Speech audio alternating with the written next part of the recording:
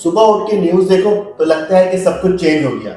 हर जगह टेंशन की बात हो रही है और बीच में एक नाम बार बार आ रहा है और वो है दुबई।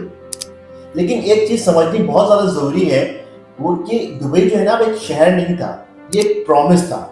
ये एक ऐसी जगह थी जहां पे लोग अपना पैसा, अपना फ्यूचर और अपना ड्रीम सिक्योर समझते थे और इन्वेस्ट करते थे।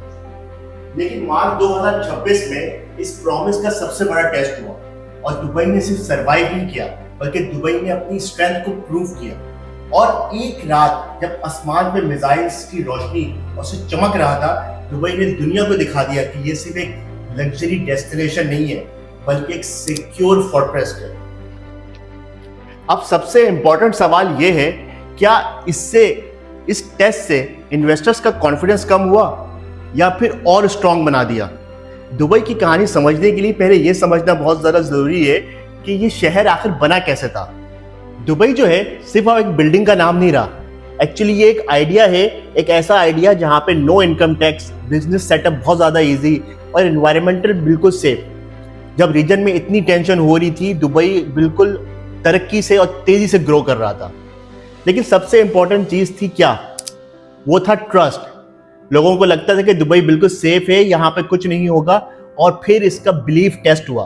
फरवरी 2026 के एंड में सिचुएशन इतनी इंटेंस हो गई जब यूएस और इसराइल की वॉर शुरू हुई। लेकिन दुबई ने भी प्रॉपर्ली रिस्पॉन्स किया, और ऐसा रिस्पॉन्स किया कि लोग देखते रह गए। और उस मोमेंट पे दुबई ने अपनी सिक्योरिटी को रियल टाइम एक्शन में दिखाया। पहली बार लोगों ने अपनी आंखों से देखा कि डिफेंस सिस्टम कैसे काम करता है। रात को आसमान मिसाइल से लाइट अप हो गया, इंटरसेप्टर्स ने थ्रेट को बिल्कुल ही टोटली खत्म कर दिया।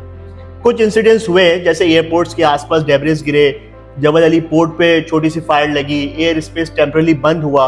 लेकिन सबसे इंपॉर्टेंट बात थी, सिस्टम फेल नहीं हुआ। एयरपोर्ट जल्दी वापस रीओपन हो गए, होटल्स बिल्कुल सेफ रहे, पोर्ट्स ऑपरेशनल रहे। मतलब दुबई का इंफ्रास्ट्रक्चर टोटली इंटैक्ट रहा। लेकिन फिर मार्केट ने भी रिएक्शन दिखाया। शॉर्ट टर्म में अनसर्टेनिटी जरूर आई है, स्टॉक्स थोड़े से डिप भी हुए हैं, लेकिन फिर मार्केट ने भी स्ट्रॉन्ग रिकवरी दिखाना शुरू कर दी है। रियल एस्टेट ट्रांजैक्शन वापस आना शुरू हो गए हैं और एक नया माइंडसेट एक्चुअली डेवलप हो गया है। और वो ये है कि लोग पहले वेट और सी करते थे, अब उससे चेंज होके हो गया है बाय द डिप। ये एक क्लियर सिग्नल है कि इन्वेस्टर्स कॉन्फिडेंस अभी भी स्ट्रांग है। क्राइसिस के टाइम पे दुबई की गवर्नमेंट ने इंस्टेंटली कंट्रोल किया सब चीजों को। इसका मैसेज बिल्कुल सिंपल था, सिचुएशन अंडर कंट्रोल है। और इसी वर्ड्स पे नहीं थे, ग्राउंड रियलिटी भी थी। सब कुछ वैसे ही ओपन था, सब कुछ वैसे ही काम कर रहा था। $2.5 ट्रिलियन की सॉवरेन वेल्थ फंड्स, दरहम से पैग होना, स्ट्रॉन्ग रेगुलेशन और लो रिस्क स्ट्रक्चर की वजह से सब कुछ स्मूथली चल रहा था। इस इवेंट के बाद से मुझे लगता है कि यहाँ पे लोगों का ट्रस्ट कम नहीं हुआ, बल्कि और बढ़ गया है और स्ट्रांग हो गया है। क्योंकि दुबई सिर्फ अब सेफ नहीं है, बल्कि टेस्टेड सेफ है।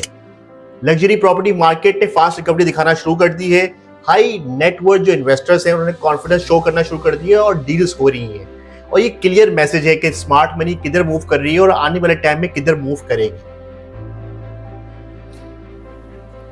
दुबई का जो पूरा मॉडल है ना, वो डिपेंड करता है कॉन्फिडेंस के ऊपर। एक्सपर्ट्स का कॉन्फिडेंस, लोकल्स का कॉन्फिडेंस, इन्वेस्टर्स का कॉन्फिडेंस। और ये टेस्ट उस कॉन्फिडेंस को बिल्कुल भी तोड़ नहीं पाया, बल्कि उसने और ज्यादा स्ट्रांग बना दिया। तो अब सवाल ये है, क्या दुबई का गोल्डन एरा खत्म हो गया या अभी शुरू हुआ है? सिर्फ एक चीज बदली है, पहले दुबई को लोग सिर्फ सेफ समझते थे, और अब दुबई ने प्रूव कर दिया है कि ये टेस्टेड सेफ है। ये सिर्फ लग्जरी सिटी नहीं है, ये एक प्रूवन फोर्ट्रेस है। और आज की अनसर्टेन दुनिया में भी ये क्वालिटी दुबई को और भी पावरफुल बना देती है। तो अगर आप भी दुबई रियल एस्टेट मार्केट की इनसाइट से अपडेट रहना चाहते हैं तो सब्सक्राइब कर लें ये चैनल और बेल आइकन को ज़रूर दबा दीजिए, क्योंकि आने वाले टाइम में मेरा गोल है कि डेटा ड्रिवन इन्वेस्टर्स बनाया जाए, ना कि कोई हाइप के साथ। और कमेंट करके ज़रूर बता दीजिएगा कि आपके हिसाब से दुबई और स्ट्रांग है या वीक होने जा रहे हैं। Till then take care, this is Umair Raza signing off. अल्लाह हाफिज़।